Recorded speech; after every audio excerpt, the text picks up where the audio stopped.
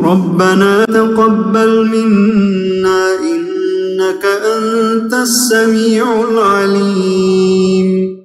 रब्बना वजअलना मुस्लिमैन luck व मिन ज़ुर्रिय्यतिना उम्मतन मुस्लिमतन luck व अरिना मनासिकना व तुब अलैना इन्नका अंतत तव्वाबुर रहीम। रब्बना आतिना फिद दुनिया हसनतन व फिल आखिरति हसनतन व क़िना अज़ाबन नार। रब्बना अफ़्रिग़ अलैना सब्रन व थब्बित अक़दामना वंसुरना अलल क़ौमिल काफ़िरीन। रब्बना ला तुआखिज़ना इन नसीना औ अख़्तअना। रब्बना वला तहमिल अलैना इस्रन कमा हमलतहु अलल्लज़ीना मिन क़ब्लिना। रब्बना वला तुहम्मिलना मा ला ताक़त लना बिहि वअफ़ु अन्ना वग़फ़िर लना वरहमना अंत मौलाना फंसुरना अलल क़ौमिल काफ़िरीन। अऊज़ु बिल्लाहि मिनश शैतानिर रजीम। बिस्मिल्लाहिर रहमानिर रहीम। इन्नल हम्दलिल्लाहि तआला नहमदुहु व नस्तईनु बिहि व नस्तगफिरुहु व नऊज़ु बिल्लाहि मिन शुरूरि अनफुसिना व मिन सय्यिआति अमालिना। मन यहदिल्लाहु फला मुदिल्ल लहु व मन युद्लिल फला हादिय लहु व अशहदु अल्ला इलाहा इल्लल्लाहु वहदहु ला शरीका लहु व अशहदु अन्ना मुहम्मदन अब्दुहु व रसूलुहु सल्लल्लाहु अलैहि वसल्लम। तमाम तारीफ़ें अल्लाह के लिए हैं। हम उसकी तारीफ़ करते हैं और उससे मदद और माफ़ी तलब करते हैं। हम पनाह मांगते हैं अल्लाह अज़्ज़ व जल की ख़ुद की बुराइयों से और तमाम बुरे कामों से। जिसे भी अल्लाह की हिदायत मिले उसे कोई गुमराह नहीं कर सकता और जिसे अल्लाह ने गुमराह किया उसे कोई हिदायत नहीं दे सकता। हम गवाही देते हैं कि इबादत का हक़दार सिर्फ़ अल्लाह है और उसका कोई शरीक नहीं, और गवाही देते हैं कि मोहम्मद सल्लल्लाहु अलैहि वसल्लम अल्लाह ताला के बंदे और रसूल हैं, और अल्लाह अपनी सलामती भेजे अपने आखिरी नबी पर और उनके अहल अयाल पर और उनके सहाबा पर। अस्सलामु अलैकुम व रहमतुल्लाहि व बरकातुहू। रब्बि इश्रह ली सदरी वयस्सिर ली अमरी वहलुल उक़दतम मिन लिसानी यफ़क़हू क़ौली। Welcome to Darul Arqam. मैं आप सबका इस साल के दौरे कुरान में वेलकम करती हूँ, इस्तक़बाल करती हूँ। अल्हम्दुलिल्लाह हम सब सिर्फ़ और सिर्फ एक मकसद के लिए इस कुरान का दौर करेंगे, सिर्फ़ और सिर्फ अल्लाह की रज़ा की खातिर। अल्लाह की किताब को समझना है और अल्लाह से दुआ है कि हमें इखलास और कबूलियत अता फरमाए, आमीन। अल्लाह हमें अपने लिए खालिस कर दे और नफ़ा बख्श इल्म में, यानी हमारे जो भी नफ़ा बख्श इल्म है इसमें हमारे लिए इजाफ़ा कर दे और हम सब का सुनना मुबारक हो जाए और इसका इल्म हमारे लिए मुबारक हो और इसके बाद हमारा अमल और सारी ज़िंदगी बरकतों से भर जाए, आमीन सुम्मा आमीन। अल्लाह से दुआ है कि हमारा ज़िक्र जो है सो उन फरिश्तों के सामने हो जो ज़िक्र के मजलिसों को ढूंढते हैं। ये नियत और दुआ करते हैं कि हमारा जो ये दौरे कुरान का सफ़र शुरू हुआ है इसका जो इल्म है इख्तिताम जो है सो हमारा जन्नतुल फिरदौस तक हो। तो यही नियत और यही शौक़ से हम इसकी बिगनिंग करते हैं और अल्लाह इसको कबूल फरमाए, आमीन। इससे पहले कि हम पारे पे चले, चंद बातें आपके और मेरे फ़ायदे की हैं। हम इससे फ़ायदा ले लेंगे तो इंशाल्लाह अल्लाह ताला हमको जो है सो बरकत देंगे। सबसे पहले अपने आप को ये एहसास दिलाइए कि सबसे ज़्यादा मुस्तनद, सबसे ज़्यादा बाइज़्ज़त और सबसे ज़्यादा खूबसूरत किताब पढ़ने वाले हैं। बहुत सारी किताबें पढ़कर यहाँ तक पहुँचे, राइट। तो ये किताब अब हमको यहाँ से आसमानों की बुलंदियों तक लेकर जाएगी इंशाअल्लाह ताला। आजिज़ी के जज्बे के साथ बैठिए और अपने दिल पे अल्लाह की खशियत को लेकर बैठें। जब तक हमारे दिल में अल्लाह की खशियत नहीं होगी तब तक हम इस किताब से फ़ायदा उठाना यानी हमारे लिए मुमकिन नहीं है। तो एक बात ये समझ लीजिए, कुरान के 7 मुख्तलिफ दर्जे हैं। बहुत से लोग दौरे कुरान से वाकिफ़ हैं और हर साल करते हैं आए हैं, लेकिन हो सकता है कोई पहली बार सुन रहा हो। तो ये एक दर्जा कुरान के साथ ये है कि फ़हम का दर्जा यानी अंडरस्टैंडिंग का दर्जा। सबसे पहले दर्जा सुनने का, समीउ नहीं इस्तमीउ, ये एहसास दिलाए अपने आप को कि सिर्फ सुनने के लिए बैठे हैं, बल्कि गौर से सुनने। बज़ाहिर तो यानी ज़ाहिर में तो खामोशी है, लेकिन अंदर शोर है, यानी वसवसों का जो शोर है हमारे अंदर, कुछ न कुछ सोचे यानी कुछ न कुछ सोच हमारे दिल में दिमाग में चलते रहती। तो याद रखिए कि सुनने में रुकावट होगी। फिर जब हमारे दिल और दिमाग में कई वसवसे चलते रहते हैं तो तब हम कुरान सुनते हैं तो फिर ये रुकावट हो जाती है। तो अल्लाह से पनाह मांगे, ताउज़ पढ़े, औज़ु बिल्लाहि मिनश शैतानिर रजीम। अब नियत करें कि हमको इस किताब को गौर से यानी हमको सुनना है। फिर दूसरा दर्जा है ज़िक्र का, नसीहत का और रिमाइंडर का। ये सारी चीज़ें हमारे जहन में होनी चाहिए। अल्लाह के नबियों ने यही काम किया था, जो भूला हुआ सबक था उसको याद दिलाते गए हमको, और इसकी तरफ तफक्कुर का और गौर व फिक्र करने का हमको नबियों ने सिखाया है। फिर इसी तरह तदब्बुर करना है। आज हम जो है सो इस सोच और इस नियत के साथ शुरू करेंगे कि कुछ भी नहीं आता। ये नियत के साथ शुरू करें, क्योंकि दिलों में जब बड़ाई का एहसास होता है कि बहुत कुछ कर लिया, बहुत कुछ समझ लिया, बहुत कुछ सुन लिया, इससे पहले भी सुना, अब ज़रूरत नहीं है, इस तरह से नहीं। ये बड़ाई का एहसास हमारे दिल से निकालना है। और अल्हम्दुलिल्लाह रब्बिल आलमीन, अल्लाह का शुक्र है कि अल्लाह ने हमको मौका दिया फिर से सुनने का।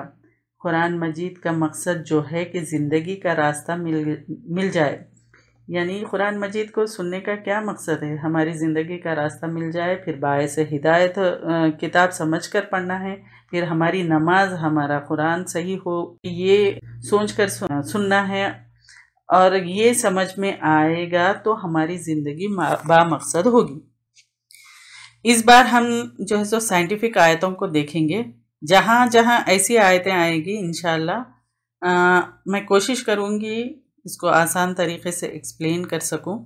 अल्लाह ताला मुझे तौफ़ीक़ दे के सही तरीक़े से समझा सकूँ आप लोग को, और आप सबको भी तौफ़ीक़ दे के सही तरीक़े से समझ सके इन आयतों को। ये दौर जिसमें हम और आप जो जी रहे हैं, ये साइंस का दौर है। साइंस ने, टेक्नोलॉजी ने काफ़ी तरक्की कर ली है, बहुत अच्छी बात है। लेकिन इसके साथ साथ सोसाइटी में कुछ ऐसे भी लोग हो गए हैं जो साइंस को ही सब कुछ समझते हैं, और साइंटिज़म का कॉन्सेप्ट पैदा हो गया है, जिसमें ये समझा जाता है, ये माना जाता है कि अगर साइंटिस्ट यानी अगर साइंस किसी बात को मानती है, यानी साइंटिफिक कम्युनिटी उसको अप्रूव करती है, तो उस बात को मानते हैं, वरना नहीं मानते। ख़ास तौर से एथिस्ट लोग इसके ज़्यादा क़ाइल होते हैं और प्रमोट भी करते हैं, और इसकी वजह से लोगों को गुमराह भी करते हैं। रिलेशन ऑफ रिलीजन और साइंस बहुत इम्पॉर्टेंट है, ख़ास तौर से ये जो नौजवान नस्ल के लिए, ख़ास तौर से यानी ये यूथ के लिए बहुत इम्पॉर्टेंट है, आज के वक्त में भी और आगे आने वाले वक्तों के लिए भी। एथिस्ट और मुल्हिदीन के फितनों से बचने के लिए साइंस को समझना ज़रूरी है। अब व्हाट इज़ साइंस? साइंस क्या है? ये जो हमारी यूनिवर्स है, इस यूनिवर्स की जो फंक्शनिंग हो रही है, फिज़िकल प्रोसेस चल रहा है, कुछ डिफाइंड फिज़िकल लॉज और फिज़िकल नॉर्म्स के मुताबिक उस फंक्शनिंग का हिस्सा जो इंसानों ने या साइंटिस्ट को उसकी मालूमात हो गई है, उसे साइंस कहते हैं। उस पूरी फंक्शनिंग में साइंटिस्ट का ये इंसानों का कंट्रीब्यूशन नहीं है, सिर्फ उसकी मालूमात हासिल हो गई है, दैट्स कॉल्ड साइंस। अब मजहब क्या है? मतलब इस पूरी यूनिवर्स, इसका फिजिकल एस्पेक्ट भी और स्पिरिचुअल एस्पेक्ट भी, पूरी फिजिकल और स्पिरिचुअल वर्ल्ड के क्रिएटर ने जो अपना पैगाम इंसानों को दिया, उस पैगाम को मजहब कहते हैं। अब मजहब का और साइंस का क्या रिलेशन हो सकता है, आप उस पर गौर कर सकते हैं। पहली तो बात यह है कि साइंस को स्पिरिचुअल वर्ल्ड के बारे में कुछ मालूमात नहीं है। दूसरी तरफ जो फिजिकल वर्ल्ड के बारे में जो साइंटिस्ट को मालूमात है वो अधूरी है, इनकम्प्लीट है, और हमेशा इनकम्प्लीट रहेगी, क्योंकि इंसान का ये रिसर्च का प्रोसेस हमेशा चलता रहेगा। अब एग्जाम्पल से इसको समझ लीजिए कि एक ह्यूमन बॉडी है, कोई साइंटिस्ट है जिसको बहुत साइंस की नॉलेज है, जब उसकी डेथ होती है फिर उसके बॉडी से उसकी रूह बाहर निकल जाती है, तो वो पूरी बॉडी और उसका पूरा ब्रेन बेकार हो जाता है, राइट? क्यों बेकार हो जाता है? क्योंकि उसकी फंक्शनिंग का ताल्लुक उसकी रूह से था। अब उसी रूह से जो है सो इंसान का जो रियल एस्पेक्ट्स है, फीलिंग्स है, जो उसकी नॉलेज है, इन सब का ताल्लुक रूह के साथ था। तो साइंस को स्पिरिचुअल वर्ल्ड के बारे में कोई मालूमात नहीं है। सूरह इसरा आयत नंबर 85 में है, तुम्हें थोड़ी सी इंफॉर्मेशन के सिवा कोई मालूमात नहीं दी गई है। यानी स्पिरिचुअल वर्ल्ड की इंफॉर्मेशन क्यों नहीं दी गई? इसलिए कि ये एक टेस्ट है। अब ये टेस्ट क्यों है और कैसे है, ये टॉपिक जो डिफरेंट है, लेकिन यहाँ ये बात समझ ले कि फिजिकल वर्ल्ड के बारे में साइंस को मालूमात बहुत लिमिटेड है। अब कॉस्मोलॉजी के ताल्लुक से भी बात करेंगे हम, एस्ट्रोनॉमी के बारे में भी बात करेंगे, फिर जियोलॉजी, ओशनोग्राफी, यानी जितनी भी चीज़ें साइंटिफिक है हम सब के बारे में बात करेंगे। साइंटिस्ट का मानना है कि यूनिवर्स के स्पेस में जो है 4% विजिबल मैटर है, उसके अलावा 96% डार्क एनर्जी, ये डार्क मैटर है। डार्क नाम इसलिए रखा गया है कि साइंस को इसके बारे में कोई मालूमात नहीं है। टोटली इन डार्कनेस, इन सारी बातों को सामने रख के देखा जाए तो कुरान का साइंस के साथ एक मामूली सा रिलेशन हो सकता है। कुरान की कोई बात जो फिजिकल यूनिवर्स से रिलेटेड है वो एस्टैब्लिश्ड साइंटिफिक फैक्ट के खिलाफ नहीं हो सकती। उस फिजिकल यूनिवर्स के अलावा जो कुछ भी बातें कुरान में हैं वो सब साइंस से बहुत ऊपर और बहुत बुलंद है। सवाल ये पैदा होता है कि कुरान कैसी किताब है? इनफैक्ट कुरान जो है सो हिदायत की किताब है। कुरान उसको उसके रब का इंट्रोडक्शन देती है, इंसान की जिंदगी का मकसद बताती है, और इस दुनिया की जिंदगी के बाद असल जिंदगी है उसकी खबर देती है। कुरान कोई साइंस की किताब नहीं है जिसके जरिए से नई नई चीज़ें ईजाद की जाए, बल्कि ये हिदायत की किताब है, इंसानों के लिए गाइडेंस के लिए नाजिल की गई है। इस्लाम ने ये नहीं कहा कि कुरान साइंस की किताब है, बल्कि कुरान हिदायत की किताब है। हाँ, लेकिन कुरान ने इंसानों के पढ़ने का, रिसर्च करने का और डेवलप करके टेक्नोलॉजी यानी टेक्निकली एडवांस होने का जो फ्रंट है उसको खुला छोड़ा है। इंसान चाहे कितना भी तरक्की कर ले, यही वजह है कि क्रिएशन पर गौर करने की दावत देता है कुरान। और दूसरी तरफ ये है कि कुरान का जो है सो पहला लफ्ज़ क्या था जो नाजिल हुआ था इंसानों के लिए, हिदायत के लिए, यानी क्या था वो वर्ड है इक़रा, यानी पढ़, यानी रीड। और उसके बाद के वर्ड जो है सो बहुत ही इम्पोर्टेंट है, पढ़ अपने रब के नाम से। यानी रब कौन है? जिसने तख्लीक की है और हर चीज़ को बनाया है। अब अगर इंसान पढ़ता है, गौर करता है, लेकिन अपने रब को भूल जाता है, वो चाहे कितना ही पढ़ ले, यानी अब अगर इंसान पढ़ता है, गौर करता है, लेकिन अपने रब को भूल जाता है, वो चाहे कितना ही पढ़ ले, गौर वो फिक्र कर ले, रिसर्च कर ले, कभी हिदायत नहीं पा सकता।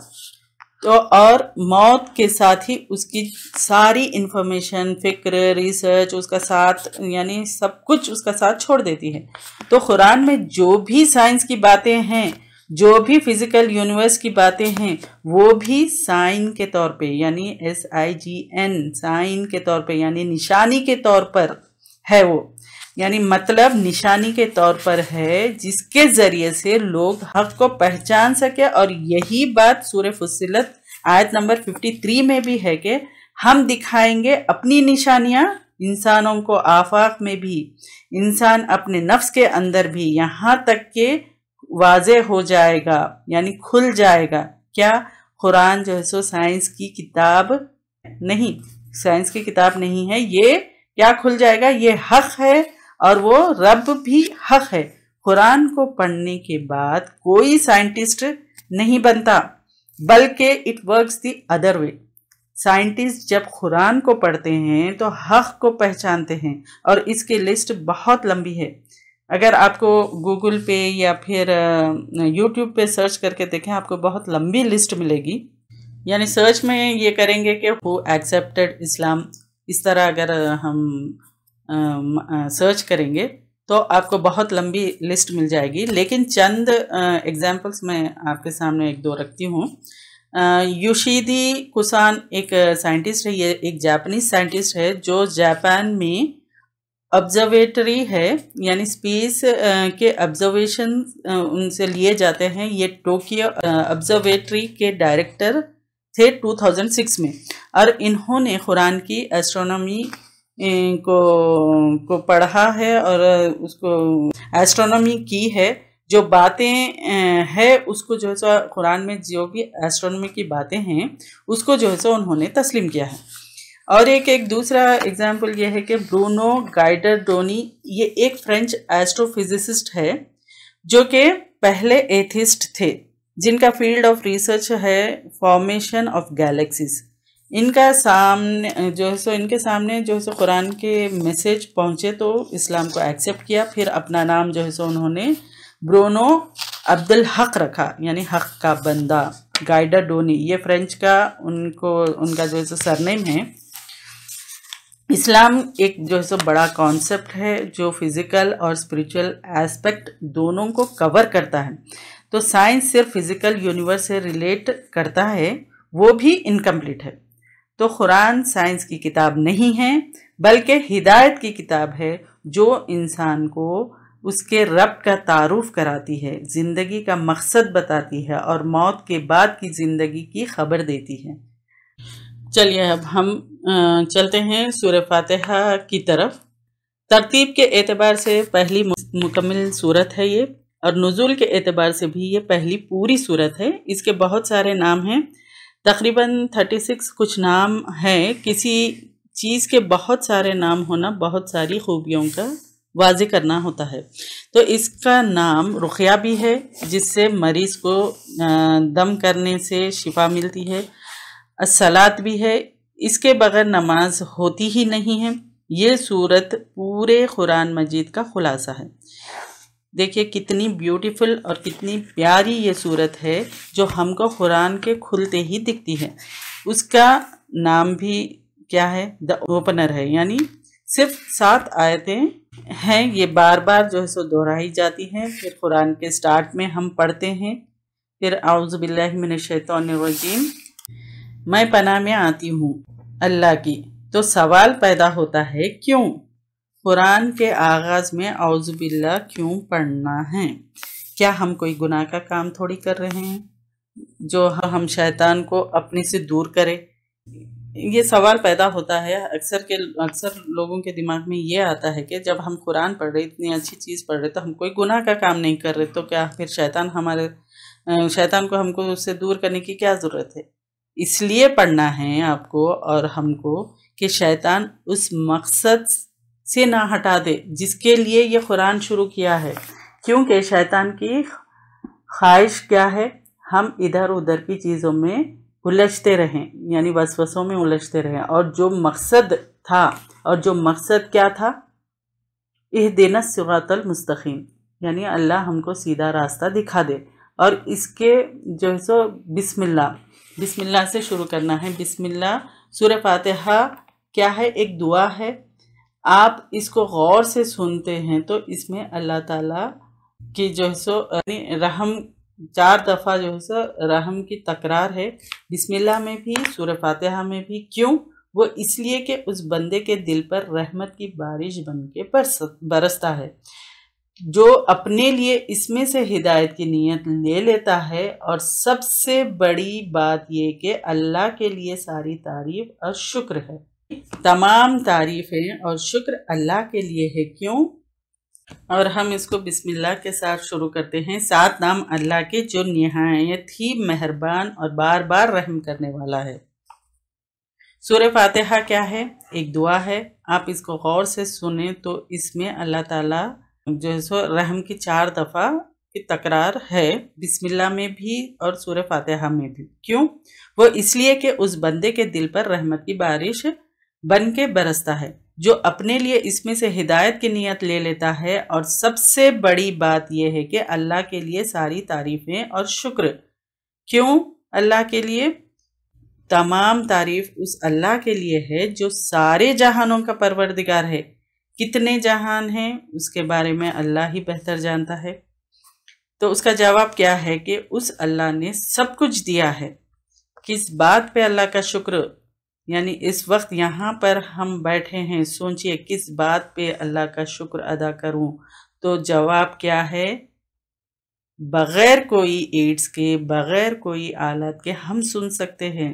देखिए, हमारे अगर हमको सुनने में कोई किसी चीज़ की रुकावट होती, यानी हम सुन ही नहीं सकते, तो फिर कैसे हम कोई चीज़ कैसे, जैसे अब ये दौरे कुरान है तो हम सुन सक रहे हैं, तो बहुत बड़ी नेमत है। तो इसका भी शुक्र अदा करना है, क्योंकि कोई रुकावट नहीं है। तो हम कभी ये सोचे कि अल्लाह ने क्या क्या दिया हमको। सुनने की सलाहियत दी, देखने की सलाहियत दी, बात करने की सलाहियत दी, हर चीज़ की अल्लाह ताला जब सलाहियत दिया तो शुक्र अदा करना है। हर बात में शुक्र को लफ्ज़ों में ढाल दो तो क्या होगा? वो सूरह फातिहा है। किस बात पे शुक्र? इस बात पे भी शुक्र कि उसने हमें तौफीक दी कि अल्लाह का शुक्र अदा करना भी है, और तो एक नेमत है। यानी अल्लाह का जब हम शुक्र अदा करते हैं तो वो भी एक नेमत है। आपकी ज़िंदगी में अगर शुक्र होगा यानी आप खुद खुश मिजाज होंगे, यानी हम अपने अंदर से, यानी हमारे अंदर से फिर रोशनी निकलेगी। यानी जब हम खुश होंगे, हम शुक्र अदा करेंगे तो हम खुश होंगे, फिर हमारे अंदर से रोशनी निकलेंगी और हम जो है सो पॉजिटिव एनर्जी देंगे लोगों को। शुक्र जो है सो मज़ीद नेमतों को पाने वाला बन जाता है। शुक्र के बाद खुशगवारी आती है और मुश्किलात को जो है सो काबिल बर्दाश्त होती है। यानी हम जो है सो मुश्किलात को बर्दाश्त करना हमारे लिए पॉसिबल हो जाता। तो बहुत मेहरबान है, बार बार रहम करने वाला है। अल्लाह ताला बेइंतहा मेहरबान है, रहमान में ख़ास तौर से हर किसी के लिए अल्लाह की रहमत है, चाहे वो फरमा बरदार हो या ना फरमा बरदार हो, उसकी परवरिश कर रहा है, यानी उस तक उसकी ज़िंदगी का सामान पहुंचा रहा है।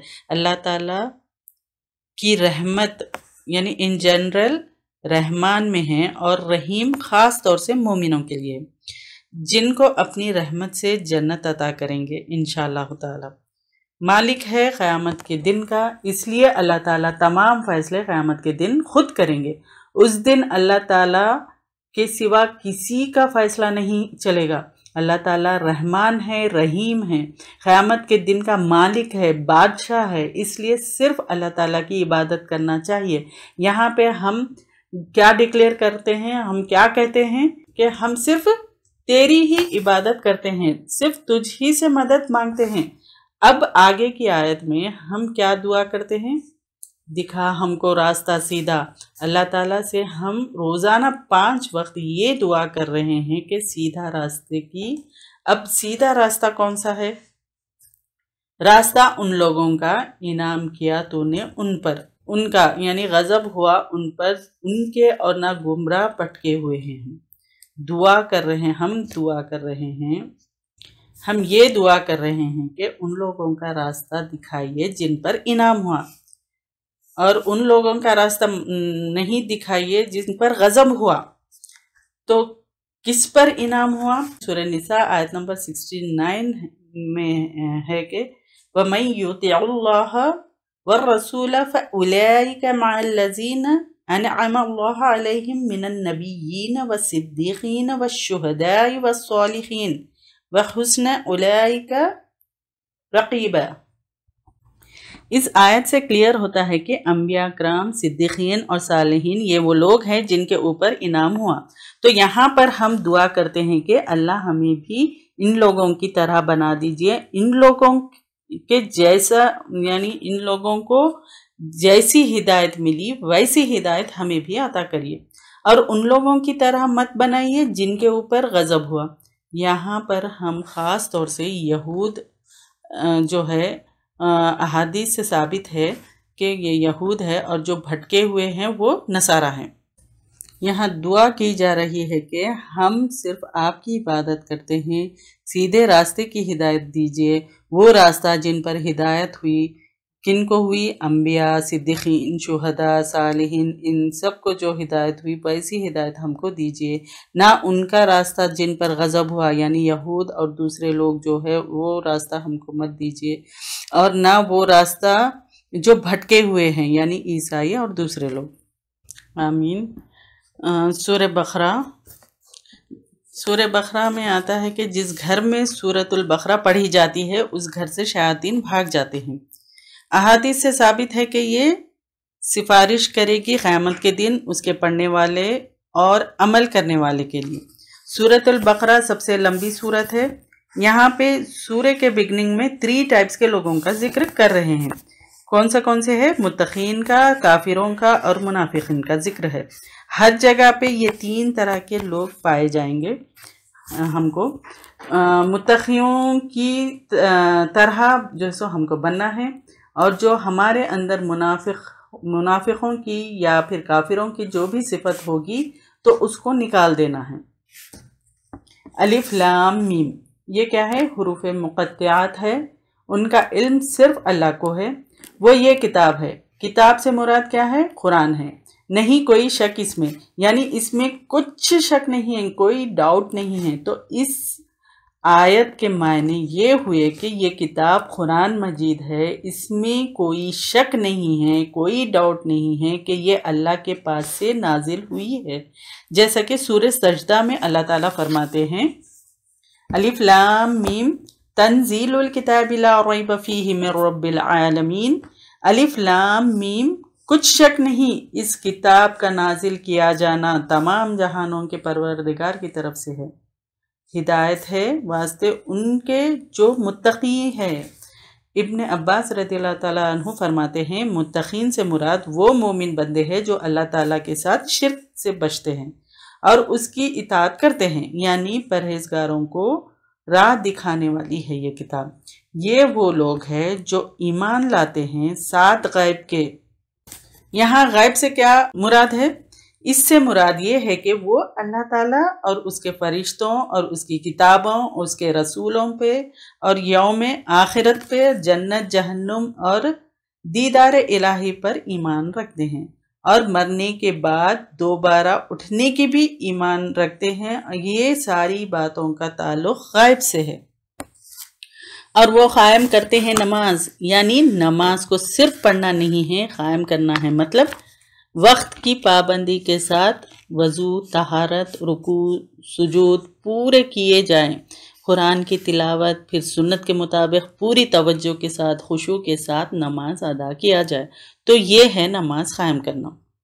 और उसमें जो रिस्क दिया हमने उनको वो खर्च करते हैं।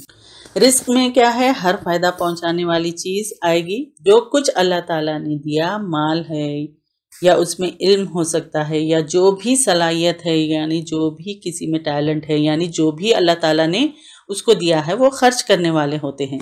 और वो लोग जो ईमान लाते हैं साथ उसके जो नाजिल किया गया तरफ आपके, यानी आप पर क्या नाजिल हुआ, कुरान और सुन्नत, उन सब पर ईमान लाते हैं।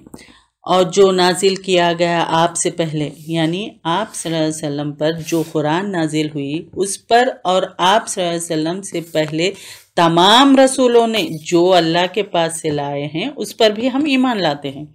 और साथ आखिरत के वो यकीन रखते हैं, यानी मरने के बाद दोबारा जी उठने पर, क़यामत, जन्नत, जहन्नुम, हिसाब किताब, तराजू, इन सब पर यकीन रखते हैं। और आखिरत को आखिरत इसलिए कहा गया है कि ये दुनिया के बाद आने वाली है। तो यही लोग ऊपर हिदायत के हैं अपने रब की तरफ से, यानी यही लोग जिनके ये क्वालिटीज़ है वो क्या है, वो गायब पर ईमान रखते हैं, नमाज कायम करते हैं, जो कुछ अल्लाह ताला ने दिया उसमें से खर्च करते हैं, और उस पर भी ईमान रखते हैं जो कुछ अल्लाह ताला ने नाजिल किया है आप सल्लल्लाहु अलैहि वसल्लम पे, और पिछले जितने भी रसूल आए उन सब पर और आखिरत पर, और इन सब पर ईमान रखते हैं। मोमिनीन के क्वालिटीज़ क्या है, और यही लोग वो फला पाने वाले हैं, यानी दुनिया में भी और आखिरत में भी यही लोग कामयाब हैं। जो क्वालिटीज़ मोमिनों की बताई गई है वो हिदायत पर है और वो कामयाब है। आगे अल्लाह ताला फरमाते हैं, काफिरों के बारे में बताते हैं, बेशक वो लोग जिन्होंने कुफ्र किया, यानी जिन्होंने हक़ को छुपाया, बराबर है उन पर, ख्वाह तुम डराओ उनको या ना डराओ, उनको वो ईमान नहीं लाएंगे। आप सल्लल्लाहु अलैहि वसल्लम की शदीद ख्वाहिश थी कि सब तमाम लोग जो है सो ईमान और हिदायत कबूल कर ले।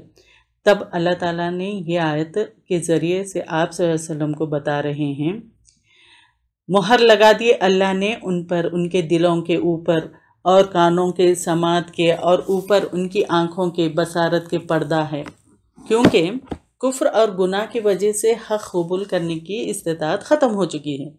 इनके कान हक़ बात सुनने के लिए तैयार नहीं, फिर आँख कायनात में जो फैली हुई रब की निशानियां हैं देखने से महरूम, फिर मुसलसल नाफरमानियाँ और बुरे आमाल की वजह से अल्लाह ताला जो है सो उनको मोहर लगा देता है, और उनके कुफ्र की वजह से, और उनके लिए अजाब है बड़ा। तो हमको दुआ करना है, या मुक़ल्लिबल क़ुलूबि सब्बित क़ुलूबिना अला दीनिक, ऐ दिलों को फेरने वाले हमारे दिलों को अपने दीन पर साबित रख। तीसरी कैटेगरी का जिक्र है, वो कौन सी है, मुनाफिकों की। ये वो लोग हैं जो ज़बान से कहते हैं कि हम मुसलमान हैं, लेकिन दिल में उनके ईमान नहीं होता। वो प्रिटेंड करते हैं कि हम मुसलमान हैं, लेकिन एक्चुअल में वो मुसलमान नहीं होते। तो अल्लाह कहते हैं, और लोगों में से बाज़ कहते हैं ईमान लाए हम अल्लाह पर और यौम आखिरत पर, और नहीं वो ईमान लाने वाले, वो धोखा देते हैं अल्लाह को, यानी वो ज़बान से ईमान लाने का इजहार करते हैं और अल्लाह को धोखा देते हैं। ज़बान से ये इजहार करते हैं कि वो ईमान लाए, लेकिन वो असल में अल्लाह को धोखा देते हैं। और उन लोगों को जो ईमान लाए, यानी ईमान वाले भी बज़ाहिर देखकर समझते थे कि ये मुसलमान हैं। तो अल्लाह कह रहे हैं, नहीं वो धोखा देते मगर अपने नफ्सों को, और नहीं वो शऊर रखते। ये इसलिए कहा जा रहा है कि वो अपने आप को जहन्नुम के मुस्तहिक कर रहे हैं इस रवैये से, यानी ये जो रवैया उन्होंने अपनाया कि सिर्फ प्रिटेंड करते हैं कि हम मुसलमान हैं, तो इनको जो है सो वो जहन्नुम के मुस्तहिक है। उनके दिलों में बीमारी है, बीमारी यानी मुनाफिकत की बीमारी। बस ज़्यादा कर दिया उनको अल्लाह ने बीमारी में, और उनके लिए अजाब है दर्दनाक। किसके लिए है, मुनाफिकों के लिए। बवजह जो थे उसको वो झूठ बोलते। अब यहाँ पे हमें हर एक क्वालिटीज़ को देखना है, यानी हर एक क्वालिटी को देखना है। अब मुनाफिकीन की सिफ़ात में क्या है, वो झूठ बोलते हैं। हमें अपने आप को चेक करना है कि यहाँ अपने आप को क्या चेक करना है कि हम में ये सिफ़ात तो नहीं, यानी मुनाफिकत का ये काफिरों वाले सिफ़ात तो नहीं है हमारे में। हमको ये चेक करना है। अल्लाह ताला हमको मुनाफिकत के सिफ़ातों से, मुनाफिकत और काफिरों के सिफ़ात से महफूज रखे। और जब कहा जाता है कि उनको नहीं तुम फसाद करो ज़मीन में, वो कहते हैं बेशक हम तो इस्लाह करने वाले हैं, यानी ज़मीन में बिगाड़ करते और इस्लाह का नाम देते। अब इस्लाह क्या है? इस्लाह यानी जो भी बिगड़ी हुई चीज़ है उसको सही करना, तो वो इस्लाह है। यानी जहाँ पर भी बिगाड़ होता तो उसको सही करना वो इस्लाह है। और फसाद क्या है? जो सही चीज़ है, जो अच्छी चीज़ है, उसको बिगाड़ देना वो फसाद है। अल्लाह ताला फरमा रहे हैं खबरदार, बेशक वो वही फसाद करने वाले हैं, भले वो जितना भी इस्लाह का नाम दे लो, लेकिन वो फसाद करने वाले हैं। और लेकिन नहीं वो शऊर रखते। और जब कहा जाता है वास्ते उनके ईमान ले आओ जैसा कि ईमान लाए लोग, वो कहते हैं क्या हम ईमान लाए जैसा कि ईमान लाए बेवकूफ़। यहाँ पर देखिए, ईमान लाए लोग में मुसलमान और सहाबा कराम हैं। तो अल्लाह ताला कह रहे हैं खबरदार, बेशक वो वही बेवकूफ़ है, लेकिन नहीं वो इल्म रखते, क्योंकि उनकी बेवकूफ़ी उनको जहन्नुम में लेकर जाएगी। और जब वो मुलाकात करते हैं उन लोगों से जो ईमान लाए, वो कहते हैं ईमान लाए हम, यानी मुसलमानों के सामने प्रिटेंड करते कि हम ईमान लाए।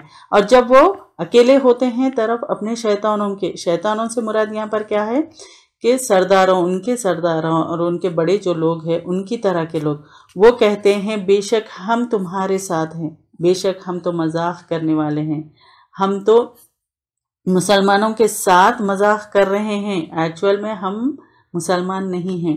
तो अल्लाह ताला मजाक करेगा या करता है साथ उनके, और वो ढील दे रहा है उनको उनकी सरकशी में, और वो भटक रहे हैं।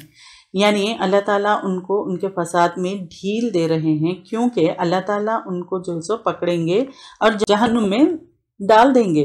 तो अल्लाह ताला कह रहे हैं यही वो लोग हैं जिन्होंने खरीद ली गुमराही को हिदायत के बदले, तो ना फायदामंद हुई तिजारत उनकी और ना थे वो हिदायत पाने वाले। जिस तरह कैश देकर चीज़ खरीदी जाती है, उसी तरह वो लोग जो सो हिदायत के बदले गुमराही खरीदते हैं, तो वो हिदायत पाने वाले नहीं हैं।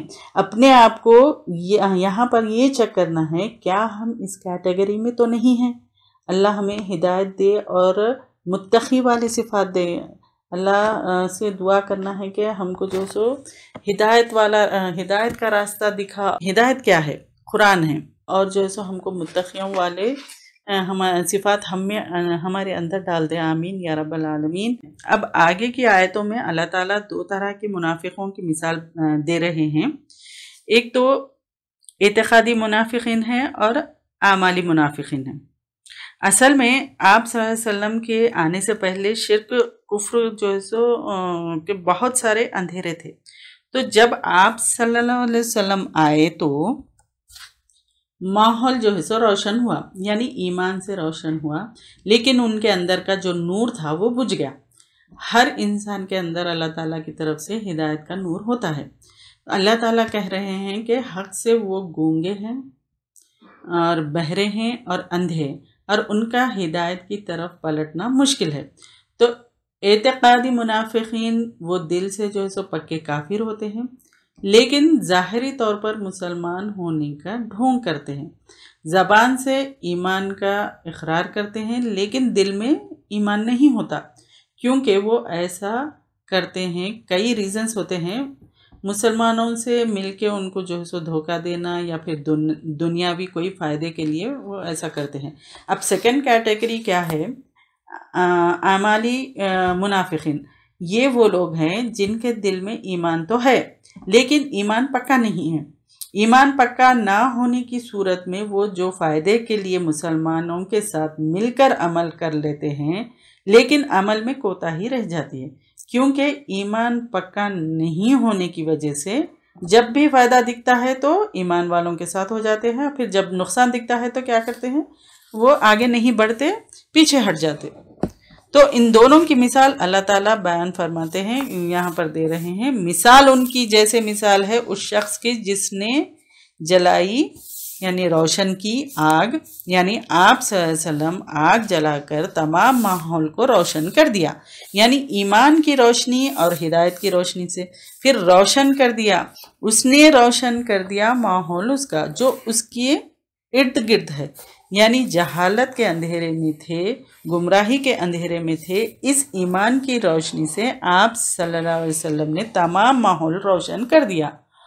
तो फिर ले गया अल्लाह ताला उनका नूर और छोड़ दिया उनको अंधेरों में, यानी उनके एतकाद की वजह से उनका जो है सो नूर ले लिया, फिर कुफ्र के अंधेरों में ही छोड़ दिया।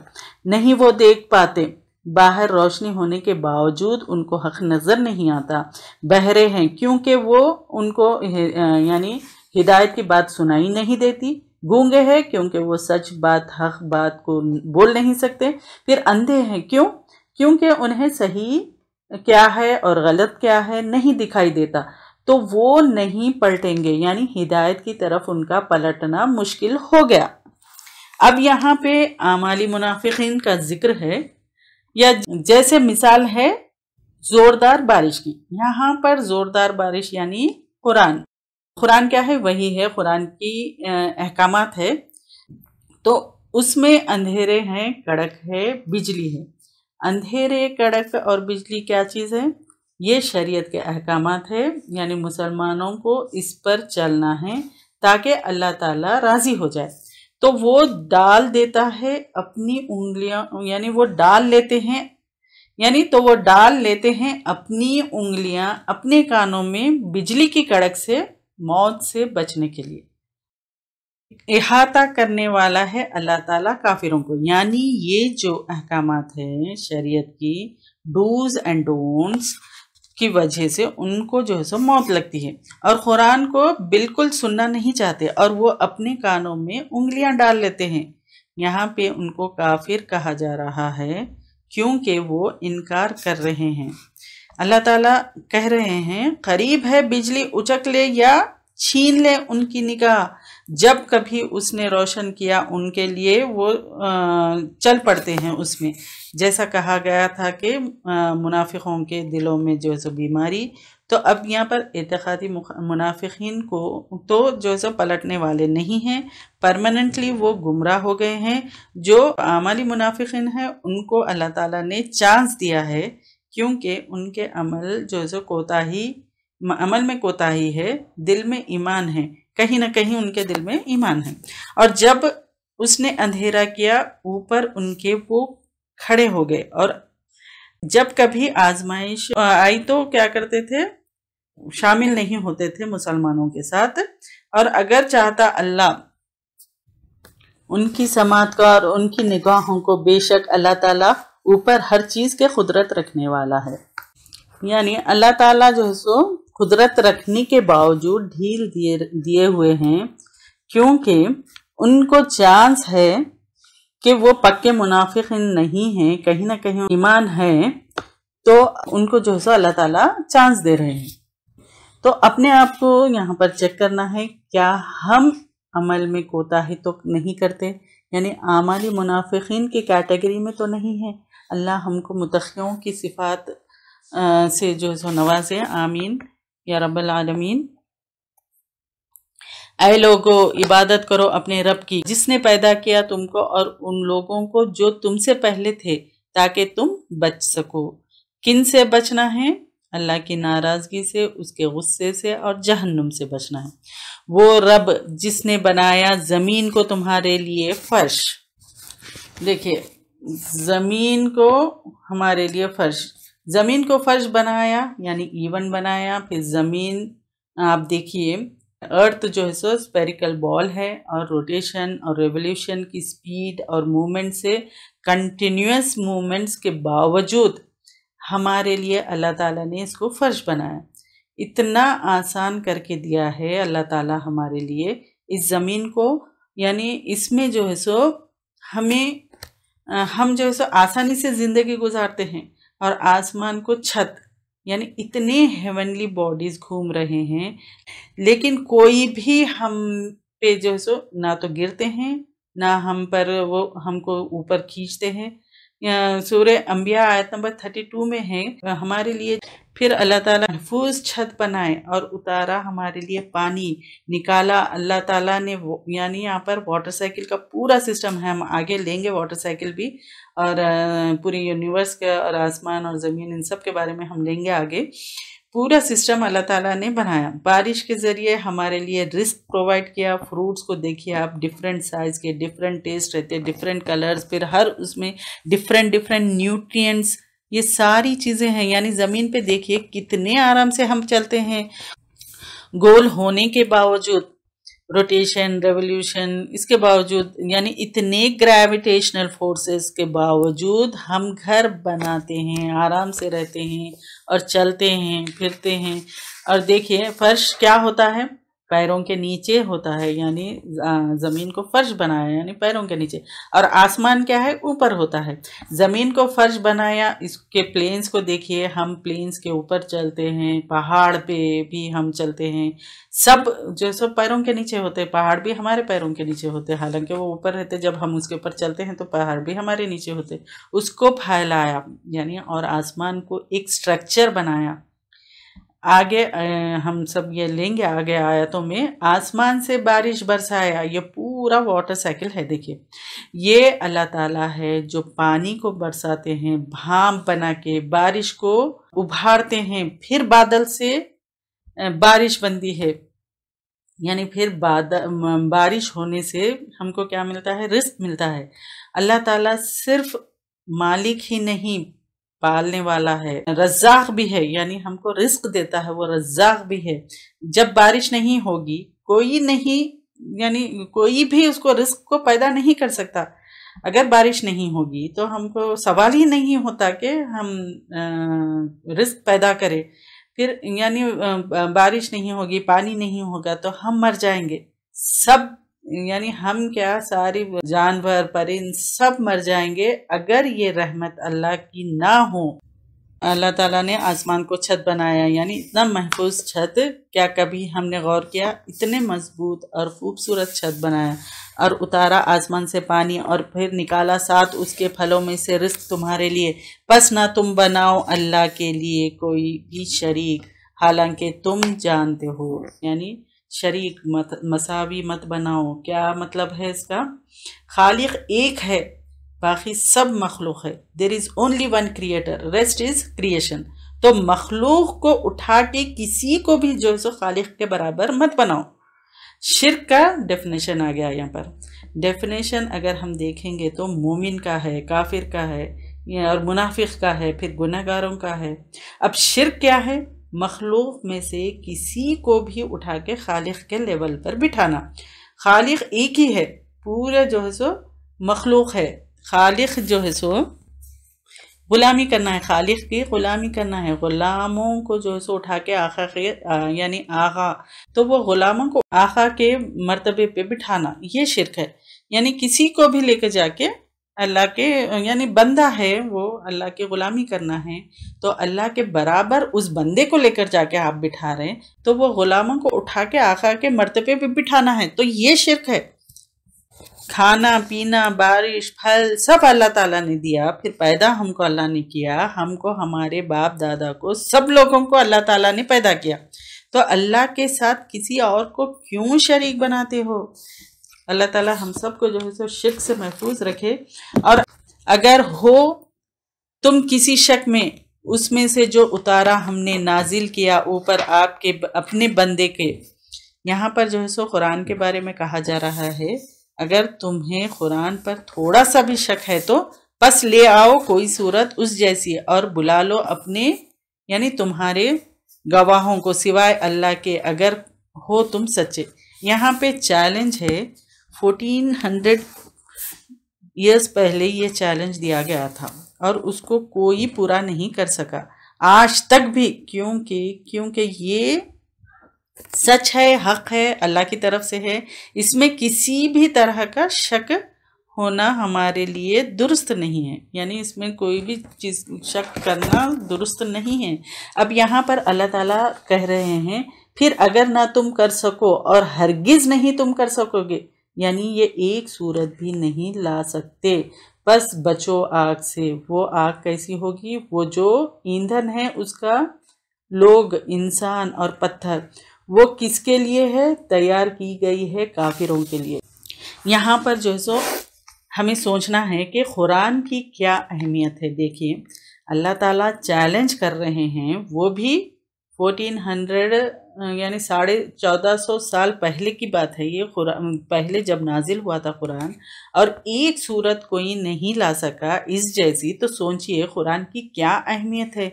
इससे समझ में आता है कि इसमें कोई डाउट ही नहीं है, ये सच है और हमको इस पे अमल करना है। जो भी इसमें हुक्म हुआ उस पे अमल करना है।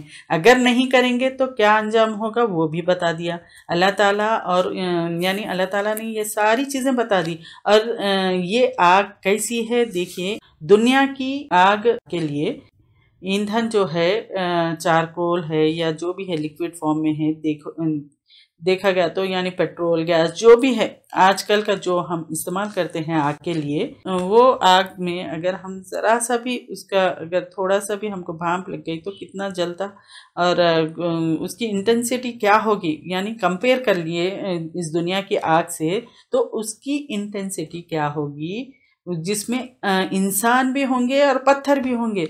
वो किसके लिए तैयार की गई? काफिरों के लिए, यानी जो इनकार करते हैं, खुसूसन ये काफिरों के लिए। और खुशखबरी है उन लोगों के लिए, यानी खुशखबरी दे दो उन लोगों को जो ईमान लाए और जिन्होंने अमल किए अच्छे।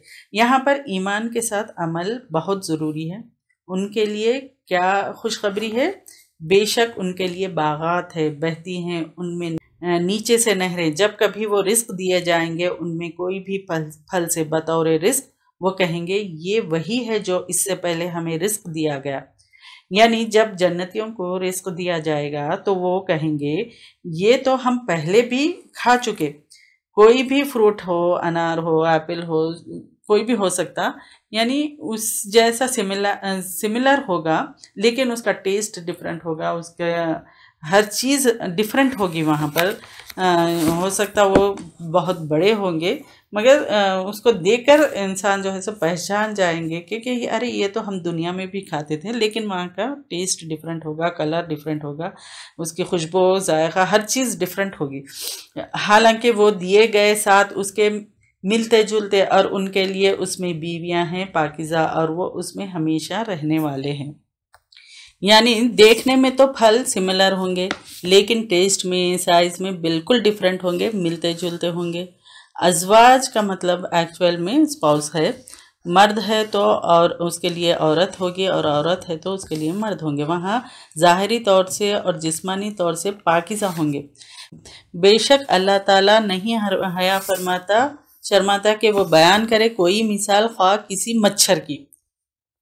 असल में मुनाफिकीन और जो है सो काफिर जो थे, कुरान में छोटी छोटी चीज़ों का जिक्र है। मच्छर है, चींटी है, मकड़ी है, यानी ये स्पाइडर की, इन छोटी छोटी चीज़ों से भी अल्लाह ताला ने हमें जो है सो सिखाया है, मिसालें देकर के समझाया है। तो वो लोग क्या करते थे? मजाक उड़ाते थे।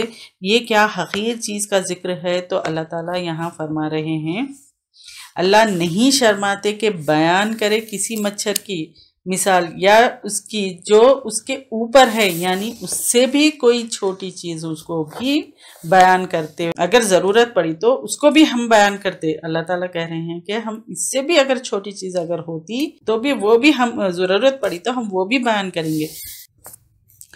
तो रहे वो लोग जो ईमान लाए, बस वो इल्म रखते हैं, बेशक वो हक है उनके रब की तरफ से। और रहे वो लोग जिन्होंने कुफ्र किया, तो वो कहते हैं क्या इरादा किया अल्लाह ने साथ इस मिसाल के। यानी जो ईमान वाले हैं वो इस मिसाल से तो गौर करेंगे, समझेंगे। अब मच्छर की एनाटॉमी और फिजियोलॉजी देखें कैसी है, उसका स्ट्रक्चर और उसकी बीमारी देखें कैसा वो फैलती है। एक छोटा सा मच्छर इंसान को बीमार करता है, और जो हिदायत पाने वाले हैं एक छोटे से मच्छर और हकीर चीज़ की मिसाल से भी अल्लाह की तख्लीक के ऊपर गौर करेंगे। ये सोचेगा कि अल्लाह ताला ने कैसा पैदा किया, और अल्लाह ताला की ये कुदरत को जो है वो पहचानेंगे। जो गुमराह है वो जो है सब बेकार की बहस करेंगे और वो खुद गुमराही में भटकेंगे, और जो भटका हुआ है वो कहता है कि क्या कुछ इरादा किया अल्लाह ताला ने। साथ ही इस मिसाल के यहाँ पर भी एक साइंटिफिक फैक्ट है, मच्छर एक ऐसी मखलूक है हम में से हर कोई जानता है। हम इसको जो है सो मच्छर कह के जो है सो उड़ा देते हैं, राइट, लेकिन वो अल्लाह की कुदरत का एक शाहकार है। एक मच्छर को आप करीब से देखें तो पता चलेगा कि अल्लाह ने क्यों मिसाल बयान की। ये गौर करने की चीज़ है। आप इन मक्खियों मच्छरों को अल्लाह की मखलूक समझ के अगर देखेंगे, यानी उसको देखना शुरू कर देंगे, तो मच्छर काटेगा भी तो मुस्कुराएंगे। मच्छर कुरान में सिर्फ एक ही जगह आया है। मच्छर को अगर देखें तो एक हकीर सी चीज़ है, अगर इसको गौर से देखेंगे तो इससे भी हिदायत पा सकते हैं। ये छोटी छोटी बातें इसलिए भी है कि ये हिदायत की किताब है, और हिदायत वही होती है जो लोग समझ सके।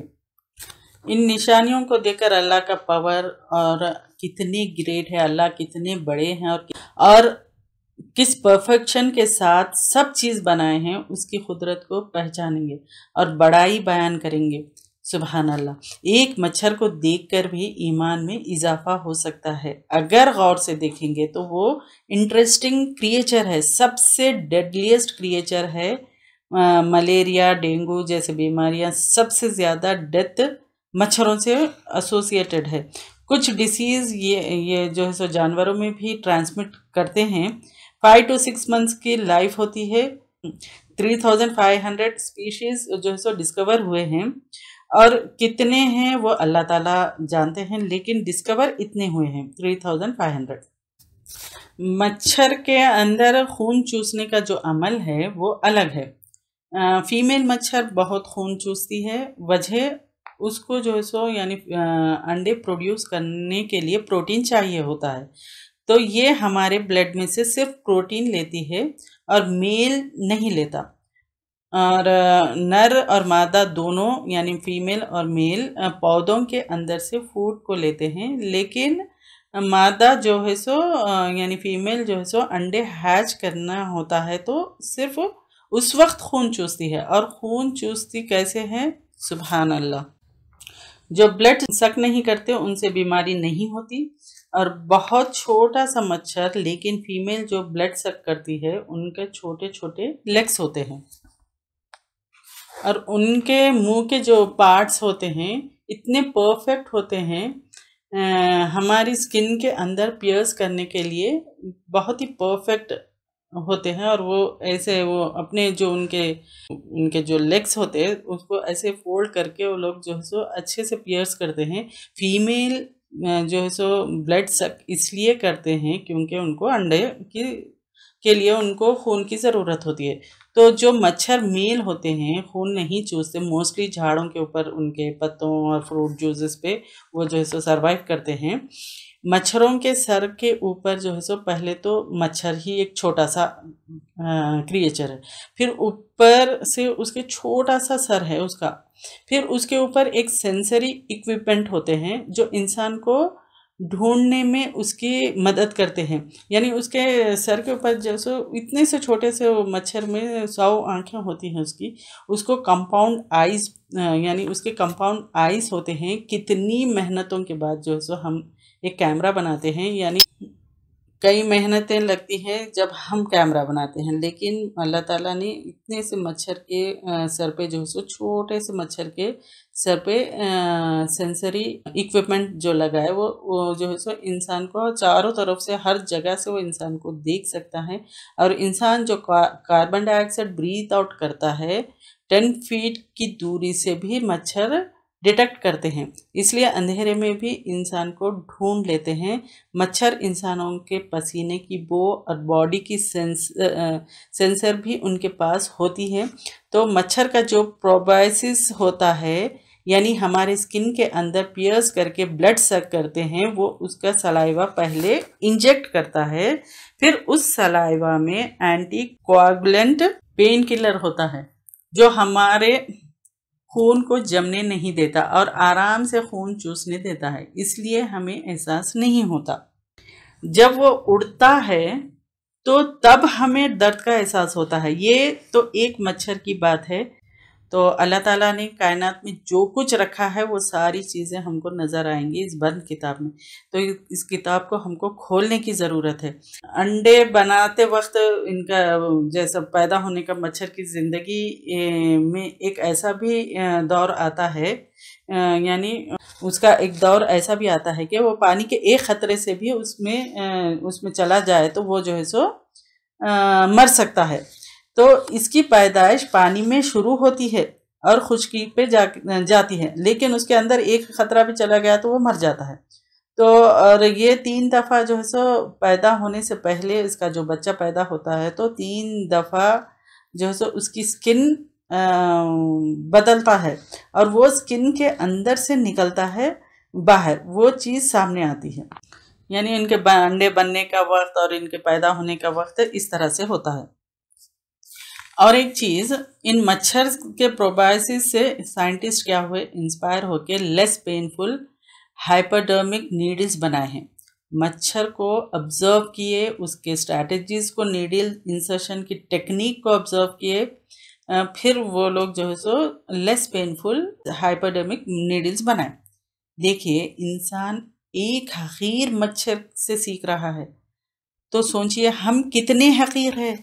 तो अल्लाह ताला की क्या कुदरत है। देखिए, ये तो हो गया एक मच्छर, फिर फमा फौक़हा, उससे भी छोटी चीज़ को हम पैदा करेंगे, उससे भी छोटी चीज़ को हम जो है उसकी मिसाल देंगे, देने में भी हम शर्माते नहीं। अल्लाह ताला क्या कर रहे हैं, मच्छर क्या उससे छोटी चीज़ की भी मिसाल दे सकते हैं। आज देखिए, आजकल तो सबको मालूम है कोविड-19 का, देखिए वो नज़र भी नहीं आता, लेकिन इंसानों को देखिए पूरी दुनिया का क्या हाल है, ये तो मुझे बताने की भी ज़रूरत नहीं है। सब जानते हैं कि एक छोटे से वायरस से इंसान पूरी दुनिया हिल कर रह गई।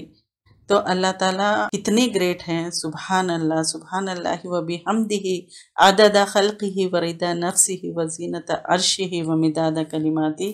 और आगे अब हम जैसे हम कुरान के आयतों को लेंगे, साइंटिफिक और एस्ट्रोनॉमी देखेंगे, यूनिवर्स को देखेंगे, ज़मीन आसमान किस तरह से अल्लाह ताला ने बनाया है, ये सारी चीज़ें हम लेंगे तो आप लोग को हैरत होगी और अल्लाह ताला की ग्रेटनेस पता चलेगी, उसकी बड़ाई पता चलेगी इंशाअल्लाह ताला। अल्लाह ताला हम सबको गौर व फिक्र करने वाला और समझने वाला बनाए, आमीन।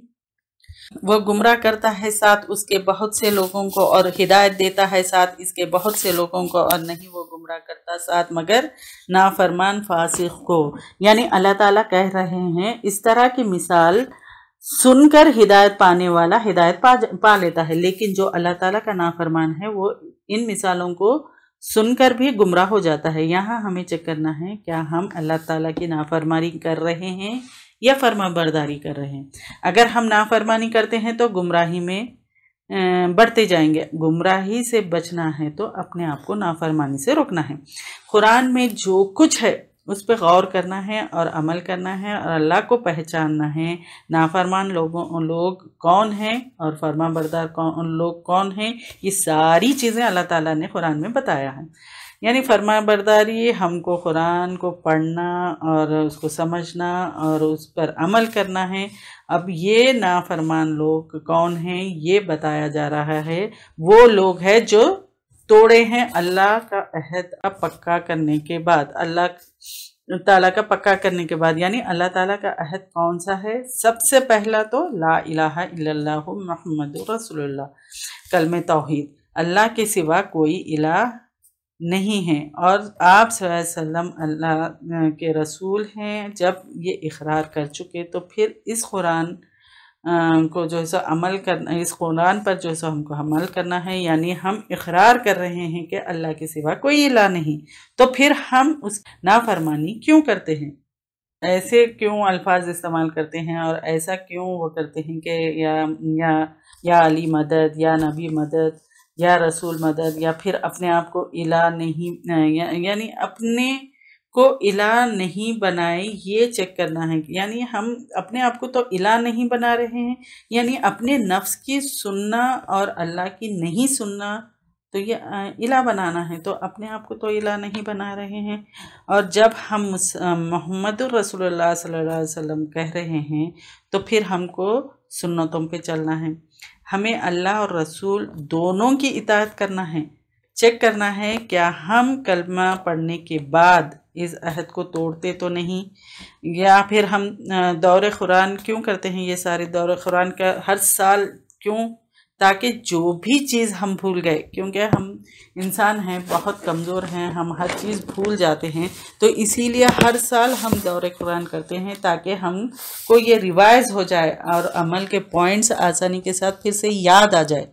कुरान जो है हमको याद आ जाए। कुरान का ये रिवीजन क्विक रिवीजन है, यानी इस महीने में कुरान की जो भी आयतें वो समझ में आ जाए तो इस पर अमल करना आसान भी होगा, फिर याद दहानी भी है। तो और वो काटते हैं उसको जो हुक्म दिया अल्लाह ने, साथ उसके ये कि वो जोड़ा जाए। यानी यहाँ पर रिश्तों को जोड़ने का हुक्म दिया जा रहा है, रिश्तेदारियों को जोड़ना है, तोड़ना नहीं है। यानी जो नाफरमान है वो रिश्तों को तोड़ता है। पहले तो ला इलाहा इल्लल्लाह के अहद को तोड़ता है, फिर दूसरा रिश्तों को काटते हैं। ये तो आजकल कितना कॉमन हो गया कि भाई भाई की सूरत नहीं देखना चाहता। अल्लाह ताला का हुक्म है कि रिश्तों को नहीं तोड़ो, फिर भी आजकल लोग आसानी के साथ कई रिश्तेदारियों से दूर हो जाते हैं, उनको काटते हैं। जो भी ऐसा करता है वो अल्लाह का नाफरमान है और वो गुमराही में है। तो और वो ज़मीन में फसाद करते हैं, यानी लड़ाई झगड़ा करना, मिसअंडरस्टैंडिंग क्रिएट करना, हर वो चीज़ जो डिस्ट्रैक्शन की तरफ ले जाए वो फसाद करना है। तो यही लोग वो खसारा पाने वाले हैं दुनिया में। तो वो फॉर टाइम बीइंग वो कामयाब हो जाएंगे और आखिरत में खसारा पाने वालों में से होंगे। अल्लाह ताला कह रहे हैं कि किस तरह तुम इनकार करते हो अल्लाह ताला का, हालांकि थे तुम मुर्दा, फिर उसने ज़िंदा किया तुमको, फिर वो मौत देगा तुमको, फिर वो ज़िंदा करेगा तुमको, फिर तरफ उसके तुम लौटाए जाओगे। क्यों? आखिरत में हिसाब किताब के लिए। अब दुनिया में जो भी कर रहे हो उसका हिसाब देना है। तो वही है जिसने पैदा किया वास्ते तुम्हारे लिए जो कुछ है ज़मीन में, सारे का सारा सब कुछ। और हमें अल्लाह ताला ने क्यों बनाया? हमें अल्लाह ताला ने उसकी इबादत के लिए बनाया है। जो कुछ भी है हमारे लिए जो सो अल्लाह ताला ने पैदा किया है। क्यों? क्योंकि गौर करने के लिए। ज़मीन में जो है सो अल्लाह ताला ने पौधे, जानवर, यहाँ तक कि सूरज जो हमें गर्मी पहुँचाता है उससे पेड़ पौधे में हेल्प होती है। ये सारे के सारे यानी इवन कीड़े मकोड़े, गंदे जानवर, सबको एक काम के लिए मुकर्रर किया है अल्लाह ताला। बेफ़ायदा किसी को भी नहीं बनाया, यानी किसी को भी अल्लाह ताला ने ऐसे ही नहीं पैदा किया। अल्लाह ताला की बहुत बड़ी हिकमत है इसमें। इंसान को इस ज़मीन पे रहने के काबिल बनाया और ज़िंदगी गुजारने अच्छे तरीके से गुजार सके, तो उसका इंतज़ाम ऐसे किया है कि हम इस ज़मीन पे आसानी के साथ रह सकें और हमारे लिए सारी चीज़ें हमारी ज़िंदगी में हेल्प करते हैं। यानी ज़मीन, आसमान, जानवर, परिंदे, कीड़े, सब जैसे जैसे हम साइंटिफिक फैक्ट लेंगे इंशाल्लाह आहिस्ता आहिस्ता सब समझ में आएगी। फिर वो जो है सो मुतवज्जे हुआ तरफ आसमान के, बस बराबर कर दिया उनको 7 आसमानों को, और वो 7 हर चीज़ के खूब इल्म रखने वाला है। यानी आसमान और ज़मीन बनाए, ये सब कैसे बनाए? यानी समझने की बात है कि एटमॉस्फेयर का जो कॉम्पोजिशन है और ऑक्सीजन और नाइट्रोजन का जो प्रोपोर्शन है, अगर ये कॉम्पोजिशन बदल गया तो हम जिंदा नहीं रह सकते। यानी एटमॉस्फेरिक प्रेशर है, ये कम हो गया या बढ़ गया तो जिंदा नहीं रह सकते। इसलिए ऊंची जगह दम चढ़ता है, ऑक्सीजन की कमी होने लगती है। और ग्रेविटी, रोटेशन, ये चांद जो है सो इसका रोटेशन कंट्रोल कर रहा है। अगर जो है सो चांद नहीं होता, जो ज़मीन 24 घंटे एक चक्कर मारती है वो 8 घंटे में मारती, यानी 365 डेज़ की जगह बजाय 1095 डेज़ में एक साल पूरा होता। ये इतनी ज़ोर से चक्कर मारती कि हो सकता हम फेंके जाते। जो इस तरह से हम सुकून से रह रहे हैं, ऐसे रहने के का यानी ऐसा जो हम अब रह रहे हैं, इस तरह से रहने का सवाल ही नहीं पैदा होता। वो ग्रिप ही नहीं रख सकता जो कुछ ज़मीन पे है।